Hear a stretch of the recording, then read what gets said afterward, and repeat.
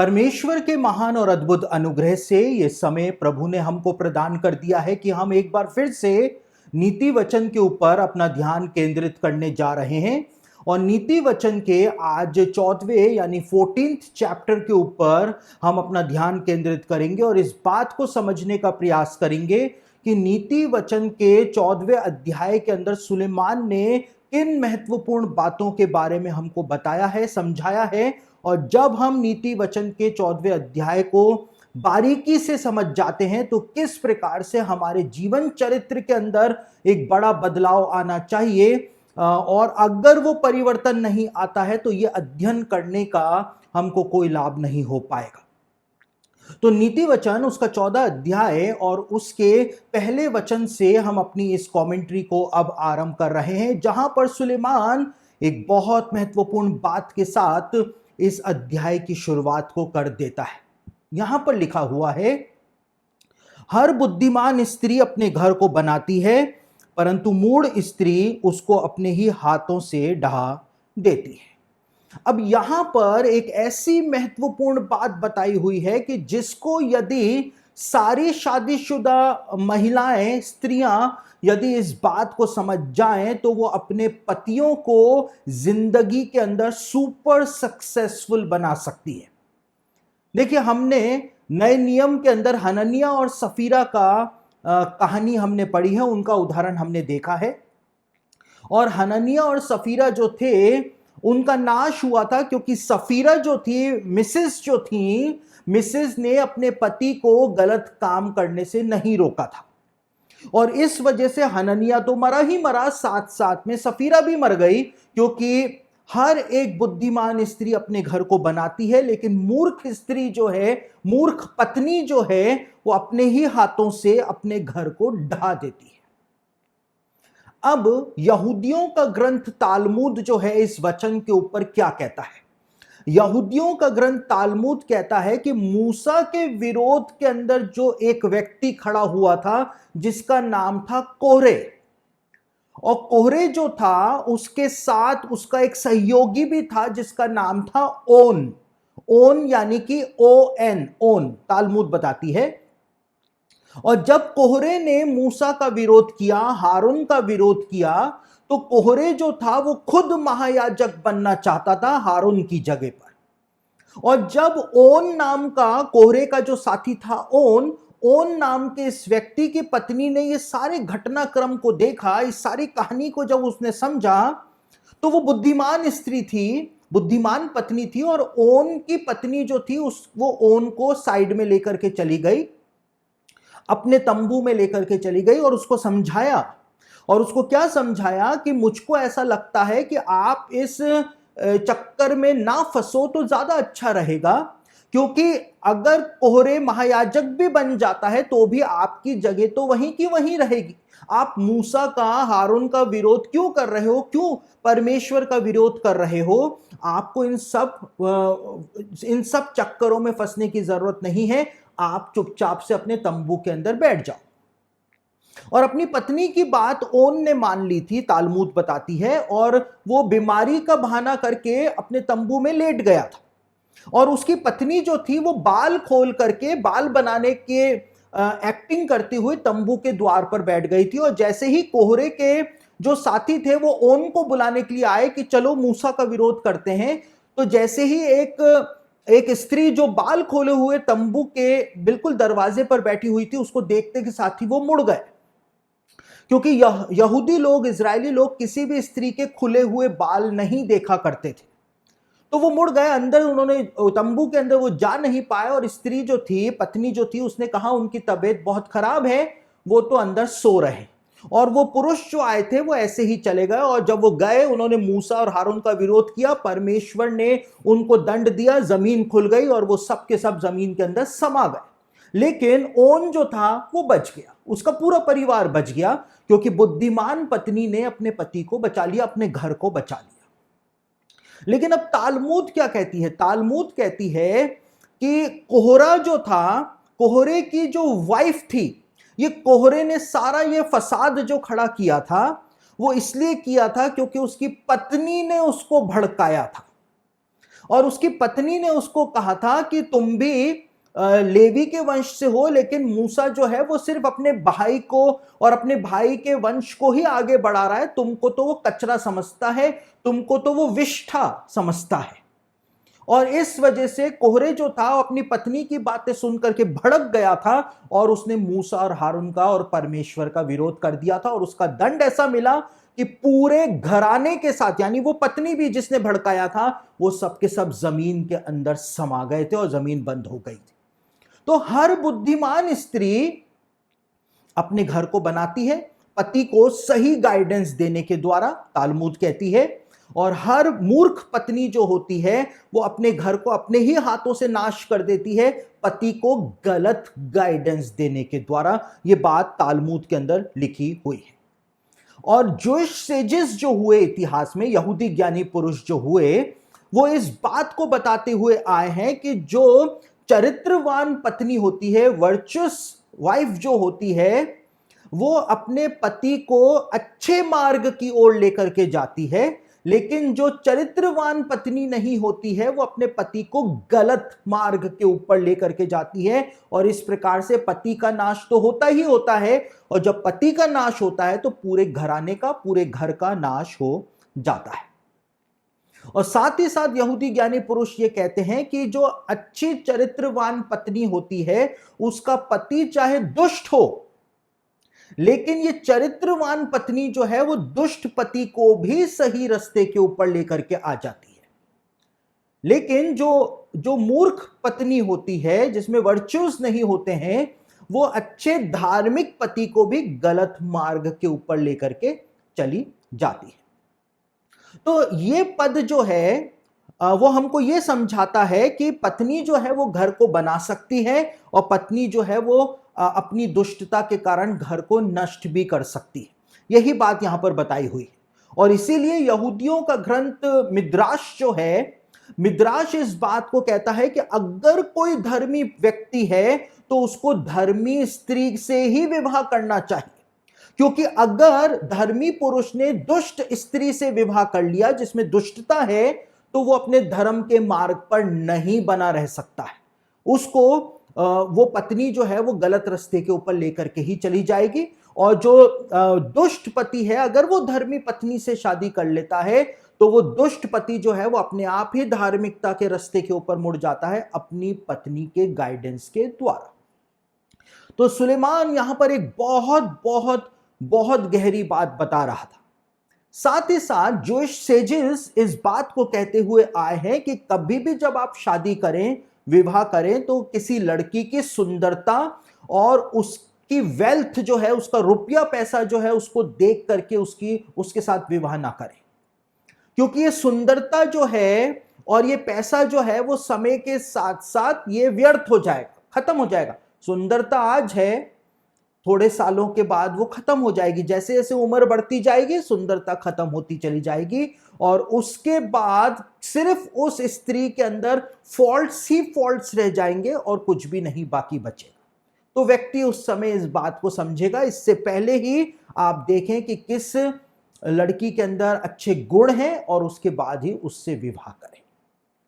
देखिए, ये सलाह जो है, जो सुलेमान ने यहां पर दी है, जूइश सेजेस देते हैं, मिद्राश देती है, ये सलाह जो है वो अक्सर मैं जवानों को देता हूं। आज के हमारे जवान जो हैं, और खास तौर से मसीही जवान जो हैं, मैं जवान लड़कों की बात कर रहा हूं, लड़कियों की बात आगे करूंगा। तो जवान लड़के जो हैं आज हमारे, वो बस यही देखते हैं, एक तो सुंदरता, और साथ ही साथ ये देखते हैं कि लड़की क्या करती है, वो कौन सी जॉब के ऊपर है, और वो कितना अर्न करती है। और जो लड़की उनको पसंद होती है, जिस लड़की के अंदर गुण होते हैं, वो उससे तो विवाह करते नहीं हैं, लेकिन लालच में कि ये तो स्टाफ नर्स है, ये तो गवर्नमेंट में टीचर है, ये तो सरकारी नौकरी पर है, ये तो ये है, वो इस लड़की से शादी कर लेते हैं जिसके अंदर उनको दिखता है कि इसमें कमियां हैं, जो उनके साथ सेट नहीं हो सकती है, वो उससे विवाह कर लेते हैं। और जैसे जैसे समय निकलता जाता है तो वो गवर्नमेंट जॉब हो, वो सुंदरता जो है, वो सब पीछे रह जाती है, और उसके अंदर फिर उनको कमियां ही कमियां दिखाई देती हैं। फिर आकर के वो दूसरों के सामने अपनी पत्नियों की बुराइयां करते हैं। और यही हाल जवान लड़कियों का है। पहले उनको अमीर लड़का चाहिए होता है, टॉल डार्क एंड हैंडसम चाहिए होता है, मोटरसाइकिल वाला चाहिए होता है। ये सब गलत बातें नहीं है, लेकिन आपको इनके साथ साथ ये भी देखना चाहिए कि उस लड़के में वो गुण पाए जाते हैं या नहीं पाए जाते हैं। लड़कियां जो हैं वो देखती नहीं है कि शराबी है, बस वो देखती हैं कि गवर्नमेंट जॉब पर है और उससे विवाह कर लेती हैं, और उसके बाद जो परिणाम होता है वो हम सबके सामने। सुलेमान हमारा जीवन जो है वो बचाने का प्रयास कर रहा है सिर्फ एक वचन के द्वारा।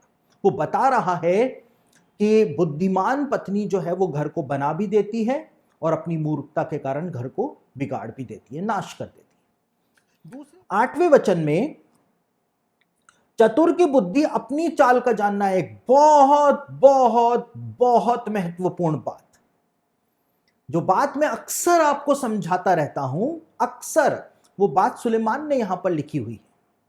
और आज जब मैं नोट्स बना रहा था तब ये वचन मेरी पकड़ में आया। पहले मैं इस वचन के बारे में नहीं जानता था, मैं अक्सर इस बात को बोलता जरूर हूं, लेकिन आज मेरे को बिब्लिकल बेस मिल गया इस बात का। तो यहां पे लिखा है, चतुर की बुद्धि अपनी चाल का जानना है, परंतु मूर्खों की मूर्खता छल करना है। चतुर की बुद्धि अपनी चाल का जानना है। जो चतुर है, श्रूड है, चालाक है, तो अगर हमको चालाकी करनी है तो किस काम में चालाकी करनी है? सुलेमान कहता है अपनी चाल को जानने में। कैसे?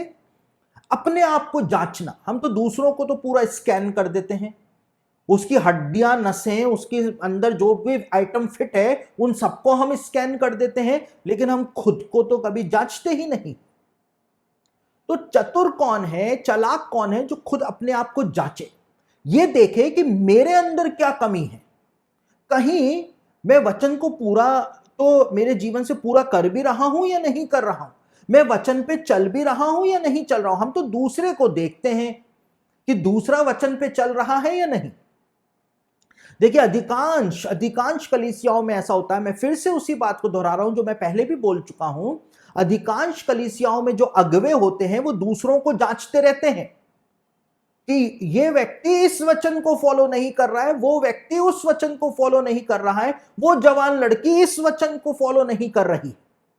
लेकिन अपने परिवार के अंदर उसकी पत्नी क्या उन वचनों को फॉलो कर रही है, उसकी बेटी उस वचन को फॉलो कर रही है, उसका बेटा क्या उन वचनों को फॉलो कर रहा है, वो इन बातों की तरफ ध्यान नहीं देता है। और इसी वजह से आज त्राही त्राही मची हुई है, त्राही त्राही मची हुई है अगुओं के परिवारों में। कड़वा वचन है लेकिन सत्य वचन है। मैं किसी की आलोचना नहीं कर रहा हूं, अक्सर इस बात को कहता हूं, मैं सिर्फ उदाहरण दे रहा हूं। तो यहां पर क्या लिखा हुआ है? चतुर है वो व्यक्ति जो अपने आप को जांचता है, जांचे अपने आप को कि मैं कुछ गलत तो नहीं कर रहा हूं। आज मैंने अगर ऐसा किया तो क्या मैंने गलत तो नहीं कर दिया, और अगर गलत कर दिया तो फिर मुझको उसको सुधारना है। लेकिन यहां पे लिखा है कि अगले भाग में लिखा है, परंतु मूर्खों की मूर्खता छल करना है। मूर्ख जो है वो छल करता है, उसकी फुलिशनेस क्या है? छल करना। किससे छल करता है? यहूदी ज्ञानी पुरुष कहते हैं खुद से छल करता है। यानी मूर्ख तो यह सोचता है कि मैं तो कभी गलती कर ही नहीं सकता हूं, मेरा परिवार, मेरी बेटी, मेरा बेटा, मेरी पत्नी तो कभी गलती कर ही नहीं सकते हैं, जो कि इम्पॉसिबल है। तो वो छल करता है। मूर्ख होता है वो जो सोचता है कि मैं और मेरा परिवार तो कभी गलती नहीं कर सकते हैं, तो वो खुद से छल कर रहा है, खुद को धोखा दे रहा है।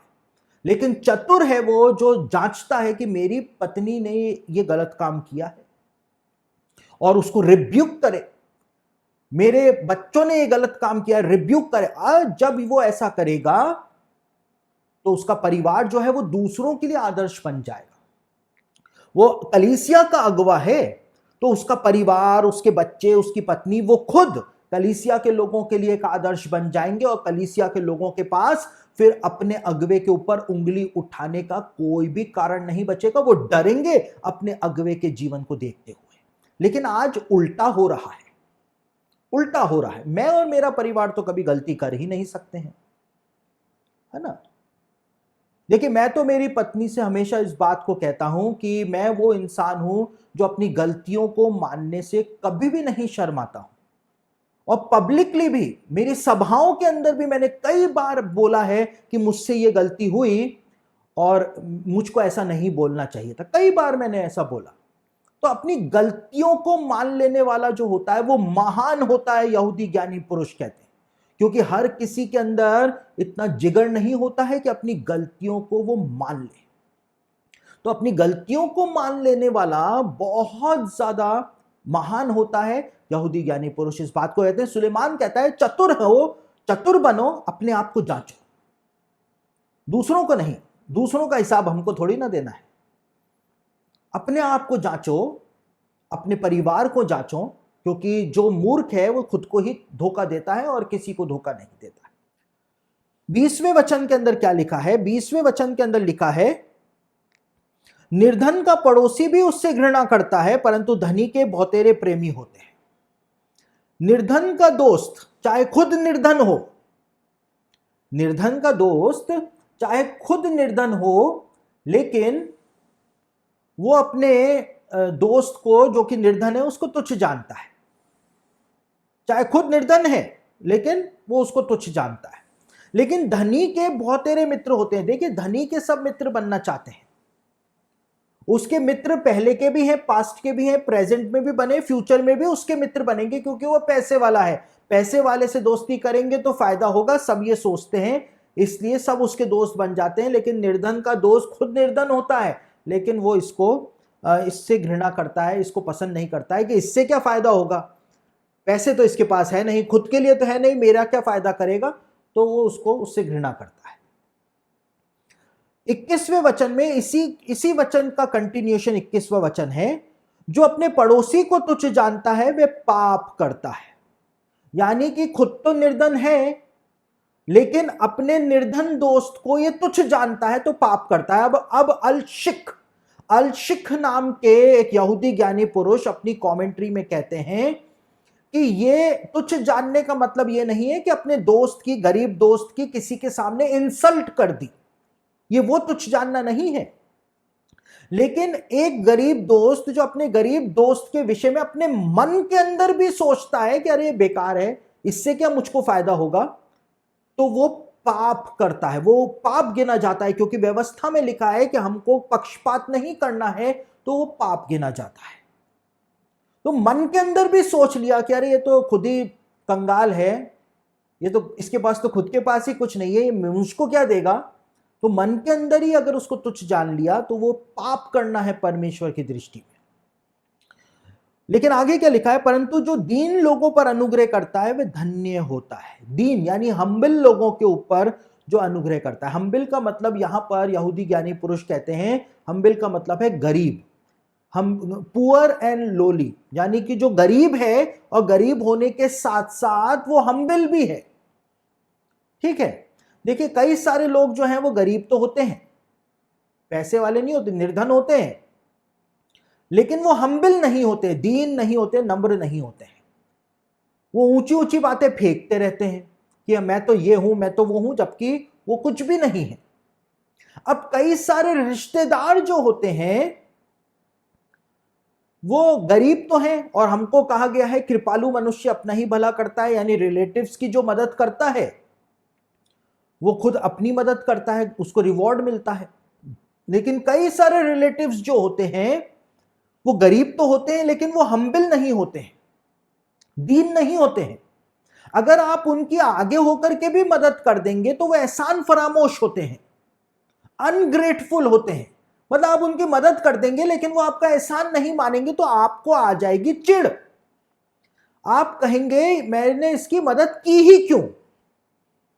तो यहां पे क्या लिखा है, जो दीन लोगों पर अनुग्रह करता है, यानी कि सामने वाला भी डिजर्व करना चाहिए कि मैं आगे होकर के अपनी मर्जी से उसकी मदद करूं, चाहे वो मेरा रिश्तेदार ही क्यों ना हो।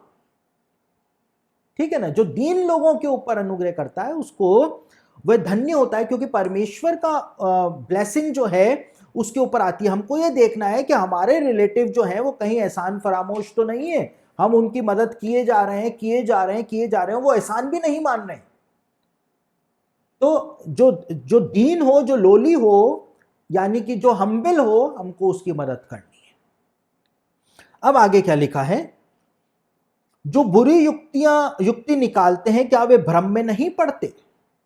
अब इसके लिए रब्बी योना और विल्ना गाओन अपनी कमेंट्रीज के अंदर कहते हैं कि ये वो लोग होते हैं जो दूसरों की बुराई की कल्पना करते हैं लेकिन वो भ्रम में नहीं पड़ते हैं। क्वेश्चन पूछा जा रहा है, यानी कि जो वो बुराइयां दूसरों की करने की सोचते हैं वो पलट करके उनके ऊपर ही आ जाती है। आप जितना गलत सोच सकते हैं सोचिए, क्या होगा? दूसरे का बुरा नहीं होगा, आप ही का बुरा हो जाएगा और वैसा का वैसा बुरा हो जाएगा। तो इसलिए सुलेमान कहता है कि क्या वो भ्रम में नहीं है? वो तो भ्रम में है, वो दूसरे का बुरा चाह रहे हैं, वैसा का वैसा उनके साथ हो जाएगा। आगे लिखा है, परंतु भली युक्ति निकालने वाले से करुणा और सच्चाई का व्यवहार किया जाता है। भली युक्तियां यानी कि अच्छे काम करने वाला जो होता है, दूसरों की मदद करने वाला जो होता है और अच्छे इंटेंशन से दूसरों की मदद करने वाला जो होता है, उसके साथ करुणा और सच्चाई का व्यवहार किया जाता है। अब इसके लिए यहूदी रब्बी कहते हैं कि परमेश्वर एक्स्ट्रा पेमेंट करता है। ऐसे लोग जो अच्छे इंटेंशन से दूसरों की मदद करते हैं उनको परमेश्वर एक्स्ट्रा पेमेंट देता है। एक्स्ट्रा पेमेंट कैसे देता है? यहूदी ज्ञानी पुरुष बताते हैं, विल्ना गाओन अपनी कमेंट्री में कहते हैं कि जो निरंतर भलाई करता रहता है अच्छे इंटेंशन के साथ, तो परमेश्वर उसको जो उसने दिया होता है उसका रिवॉर्ड देता है, उसको पे करता है, रीपे करता है। क्यों करता है? सच्चाई के कारण, क्योंकि उसने सचमुच में उसने उस व्यक्ति की मदद की है अच्छे इंटेंशन से। लेकिन परमेश्वर जो है उसके ऊपर करुणा करता है, क्योंकि उसने दूसरों के ऊपर करुणा करी, तो काइंडनेस के कारण परमेश्वर जो है उसको एक्स्ट्रा रिवॉर्ड भी देता है। तो सिर्फ एक रिवॉर्ड नहीं, एक्स्ट्रा रिवॉर्ड भी आएगा। आपने 10,000 रुपए किसी को दिए तो 10,000 का पेमेंट तो आपको मिलेगा ही मिलेगा वापस से परमेश्वर से, लेकिन एक्स्ट्रा पेमेंट भी आएगा आपको। हो सकता है 20,000, 30,000, 50,000 का रीपेमेंट जो है वो परमेश्वर कर दे, और हो सकता है 5,000 का ही करे। वो आपके ऊपर देखेगा आपने किस इंटेंशन से उस व्यक्ति की मदद की।